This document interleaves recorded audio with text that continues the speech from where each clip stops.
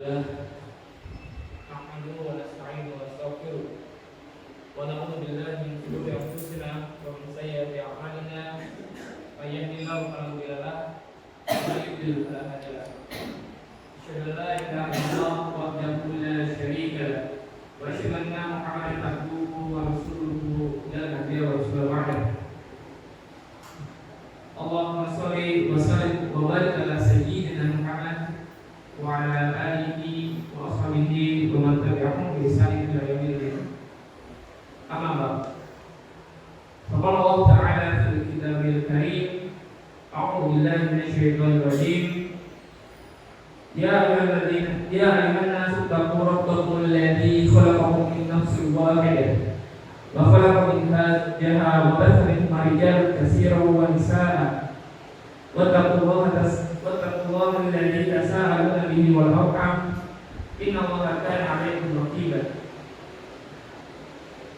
Alhamdulillah, segala puji bagi Allah Subhanahu wa taala yang tentu saja pada siang hari ini memberikan kita kenikmatan berupa keimanan disertai dengan kenikmatan berupa kesehatan dan juga kesempatan, sehingga di siang hari ini kita bisa bersama-sama hadir dengan yang insya Allah dimuliakan oleh Allah Subhanahu wa taala dalam kondisi yang sehat walafiat.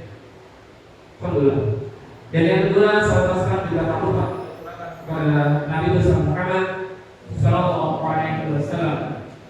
Suri taulan kita yang kita harapkan semoga kita mampu meniru beliau, mengadani beliau, sehingga nantinya bisa menjadi bagian dari umatnya yang mendapatkan syafaat di hari akhirat. Kemudian selanjutnya, Fadil mengingatkan kepada diri sendiri dan juga kepada para jamaah sekalian, marilah kita senantiasa untuk meningkatkan ketakwaan kita dengan cara menjalankan perintah-perintah Allah Subhanahu wa taala dan berusaha semaksimal mungkin menghindari larangan-larangannya. Oleh karena yang para jemaah sekalian, alhamdulillah dalam hitungan hari tidak sampai 1 pekan lagi, insyaallah kita akan bersama-sama berjumpa dengan bulan suci Ramadan. Dan di momen bulan Ramadan inilah kesempatan kita semua untuk mampu meningkatkan ketakwaan kita. Hal ini sebatas dengan apa yang Allah sebutkan dalam Quran surat Al-Baqarah ayat 183. A'udzu billahi minasyaitonir rajim. Ya ayyuhalladzina amanu kutiba 'alaikumus syamu kama kutiba 'alal ladzina min qablikum la'allakum tattaqun. Wahai orang yang beriman, diwajibkan atas kamu berpuasa sebagaimana diwajibkan atas orang sebelum kamu agar kamu bertakwa. Maka para jemaah sekalian, pertama-tama untuk memaknai lebih dalam mengenai ayat ini, kita terlebih dahulu harus mengetahui apa arti dari takwa. Sebenarnya takwa itu apa? Kita mungkin telah mendengarnya setiap pekan, minimal setiap Jumat. Kita selalu mendengarkan khotib berbicara tentang takwa, takwa. Tapi apa itu sebenarnya takwa? Secara ringkas kita bisa melihat terlebih dahulu dari akar katanya. Akar kata dari takwa adalah yakin yang berarti menghindari, menjauhi, memelihara dan menjaga sesuatu dari segala yang dapat menyakiti atau mencelakakan. Takwa juga merupakan bentuk masdar dari kata ittaqi yang artinya menghindarkan diri dari segala sesuatu yang membahayakan. Maka dari sini apabila kita coba tarik maknanya secara bahasa, secara sederhana dari bahasa, kita bisa memaknai bahwa takwa itu adalah penjagaan, penghindaran, pemeliharaan atau perlindungan diri kepada atau dari sesuatu. Maka takwa adalah usaha diri kita untuk melindungi dari sesuatu yang tidak baik untuk diri kita. Ada sebuah kisah sederhana yang mampu menggambarkan makna takwa ini. Karena makna takwa begitu luas, sampai-sampai para sahabat itu juga tidak jarang meminta pendapat sahabat lain tentang makna dari takwa.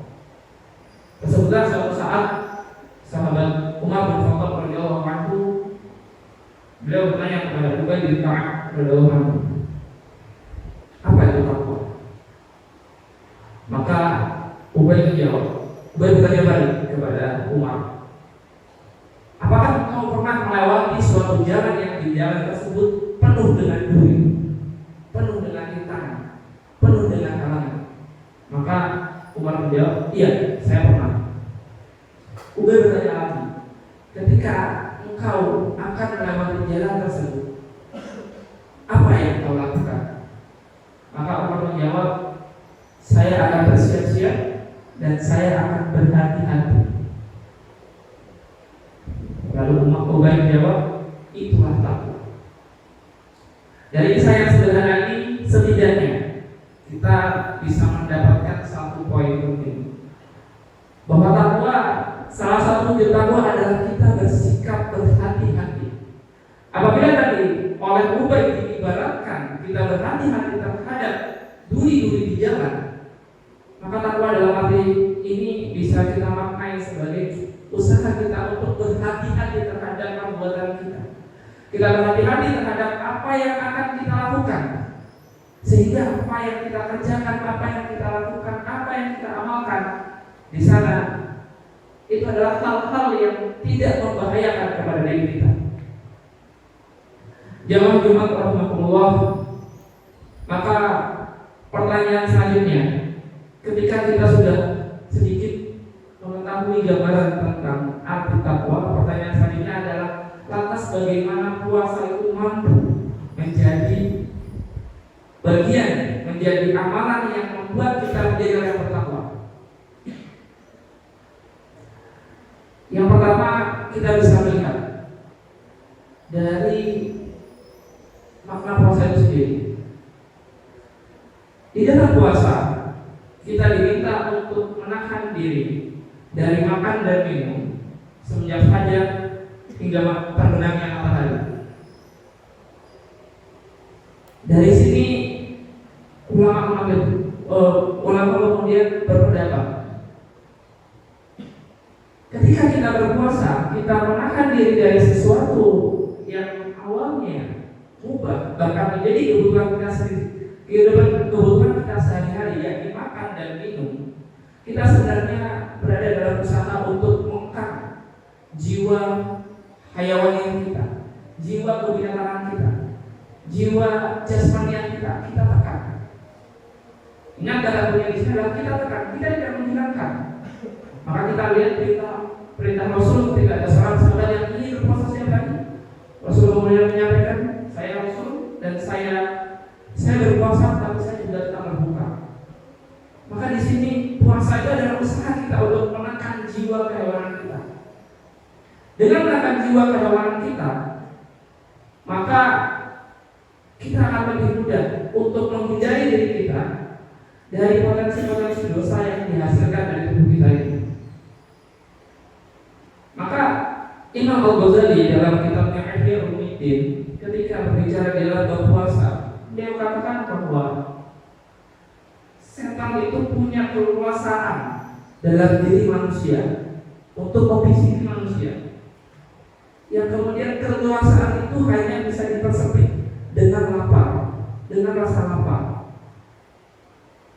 Maka dari poin ini, jamaah sekalian, dengan kita berpuasa, dengan kita menahan sisi hayawaniah kita, dengan kita menahan sisi jasmaniah kita, maka diri kita akan menjadi lebih bersih, hati kita akan menjadi lebih bersih, sehingga potensi untuk melakukan dosa akan berkurang. Kita bisa lihat contoh ketika seandainya kita makan terlalu banyak, apa yang terjadi? Ketika kita makan terlalu banyak, minum terlalu banyak, maka yang terjadi adalah kita akan bermalas-malasan, kita akan tidur, sehingga potensi-potensi ibadah itu akan hilang. Oleh karenanya, disinilah salah satu poin mengapa puasa akhirnya bisa mengantarkan kita untuk bertakwa. Kemudian poin yang selanjutnya adalah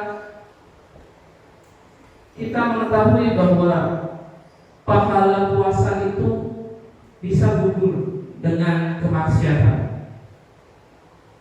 Maka dalam satu hadis riwayat At-Tabrani disebutkan bahwa Rasulullah SAW bersabda, berapa banyak orang yang berpuasa namun dia tidak mendapatkan dari puasanya tersebut kecuali lapar dan dahaga. Kenapa kemudian banyak orang yang berpuasa tapi hanya mendapatkan lapar dan dahaga, padahal di sana terdapat pahala yang besar? Salah satu alasannya adalah karena bermaksiat. Makanya jemaah sekalian, ketika kita berpuasa kemudian kita menyadari bahwa maksiat itu mampu menghilangkan pahala kita, pertanyaan selanjutnya adalah yang perlu tanyakan kepada diri kita sendiri, apakah kita berani, apakah kita akan bermaksiat dalam kondisi berpuasa? Apakah kita kemudian mau puasa kita menjadi sia-sia, hanya sekadar menahan lapar, hanya sekadar menahan haus, tanpa kemudian mendapat pahala satupun? Maka dalam bahasa Ubay tadi, kita bisa anggap bahwa maksiat itu adalah duri-duri di jalan. Jika kita mengetahui ada duri-duri di jalan itu, apakah kita kemudian dengan sukarela meletakkan kaki kita di atas duri-duri itu? Atau kemudian seperti kata tadi, kita akan berusaha untuk menghindarinya? Maka sebagai seorang muslim yang menyadari hal ini, tentu saja jawabannya adalah kita akan berusaha menghindarinya. Sehingga jemaah sekalian, di bulan puasa nanti kita coba renungkan, kita coba resapi, kita coba ingat terus bahwasanya perbuatan maksiat itu mampu menghilangkan pahala kita, sehingga dengannya kita bisa menjadi lebih hati-hati, dengannya kita bisa menjadi menghindari diri dari perbuatan maksiat. Kemudian yang ketiga, mengenai bagaimana puasa berhubungan dengan ketakwaan. Jika kita melihat kemudian perbedaan antara bulan Ramadan dengan bulan-bulan yang lain, kita akan bisa melihat dengan jelas bulan Ramadan adalah bulan penuh ketaatan. Ketika misalnya hari-hari biasa kita berkunjung ke masjid ketika waktu subuh, tidak jarang kita melihat di satu masjid yang berjamaah mungkin 1 shaf, 2 shaf, 3 shaf mungkin sudah bagus. Dan kita lihat siapa jamaahnya, jamaahnya kita bisa lihat kebanyakan bapak-bapak atau bahkan mbah yang mungkin sudah sepuh. Tapi kita bandingkan dengan bulan Ramadan. Kita coba lihat dari bulan Ramadan kita datang ke suatu masjid. Utamanya di awal bulan Ramadan, coba kita lihat, kita datang ke satu masjid, kita akan melihat betapa membludaknya jamaah subuh. Tidak hanya dari bapak-bapak, tidak hanya dari kakek-kakek, bahkan pemuda, anak-anak, ibu-ibu, semuanya berbondong-bondong ke masjid. Begitu pula dengan sholat isya, sholat tarawih, peningkatan jamaahnya drastis. Masjid yang biasanya terpenuhi hanya setengahnya, bahkan tak jarang harus menggantikan di luar untuk mengantisipasi membludaknya jamaah. Selain itu kita juga bisa lihat masjid-masjid yang biasanya mengadakan kajian hanya 1 pekan sekali, setiap hari dalam bulan Ramadan bisa mengadakan kajian. Belum lagi nanti kita lihat setelah sholat tarawih, salah satu budaya kita di Indonesia ini, setelah sholat tarawih kita lihat sekumpulan pemuda, bapak-bapak, ibu-ibu tetap berada di masjid untuk bersama-sama membaca Quran. Bahkan mungkin selama bulan Ramadan ketika kita berjalan-jalan, telinga kita sangat terbiasa dengan bacaan Al-Quran. Kemana-mana kita pergi, kita akan dengar Al-Quran. Maka pertanyaannya adalah, ketika kondisi di mana masyarakat kita, sekeliling kita, semuanya berada dalam ketaatan, apakah kita tidak tergerak juga untuk melakukan ketaatan? Apakah kita kemudian ketika sekeliling kita semuanya sedang dalam kondisi taat, kita kemudian berleha-leha?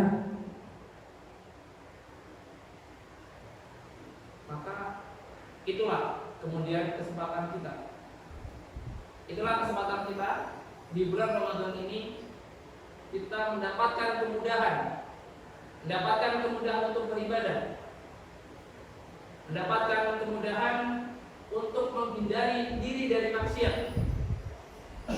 Karena bagaimana kita akan maksiat ketika kita mendengar surah Al-Quran? Bagaimana kita bermaksiat ketika rekan-rekan kita sedang sibuk beribadah? Oleh karenanya jemaah sekalian, bulan Ramadan ini adalah satu kesempatan emas. Kita belum tahu apakah kita akan mendapatkan kesempatan ini. Jangankan tahun depan, bahkan tahun ini sekalipun, yang tinggal hitungan hari ini pun kita belum tahu apakah kita akan mendapatkan kesempatan untuk bertemu dengan Ramadan itu. Maka oleh karenanya jemaah sekalian, mari kita bersama-sama menyiapkan diri.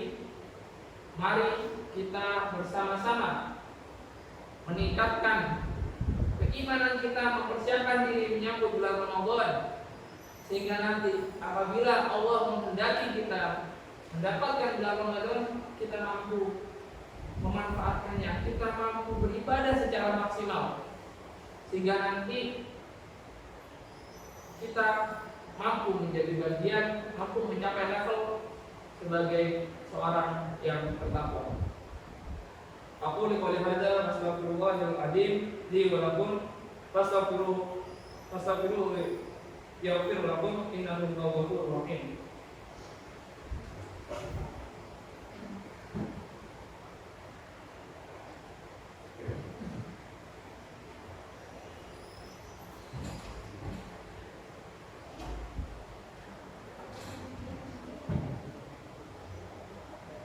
Alhamdulillah, salatu wassalamu ala asyrofil anbiya'i wal mursalin sayyidina wa habibina wa syafiina Muhammadin wa ala alihi wa ashabihi wa man tabi'ahum bi ihsan ila yaumiddin.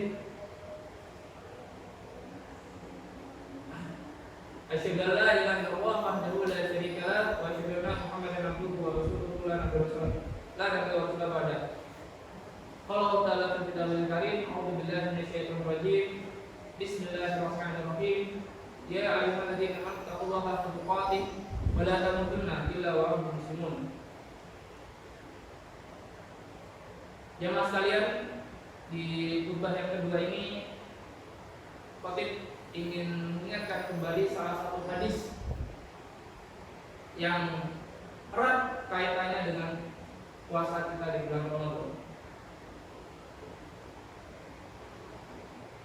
Hadis riwayat Bukhari dan Muslim bahwa Rasulullah SAW bersabda, "Man shoma Ramadan imanan wa ihtisaban, ghufira lahu ma taqaddama min dzambi."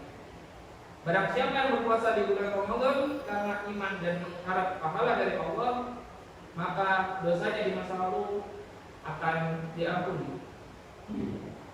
Maka sebagai penutup, mari kita bersama-sama meningkatkan keimanan kita.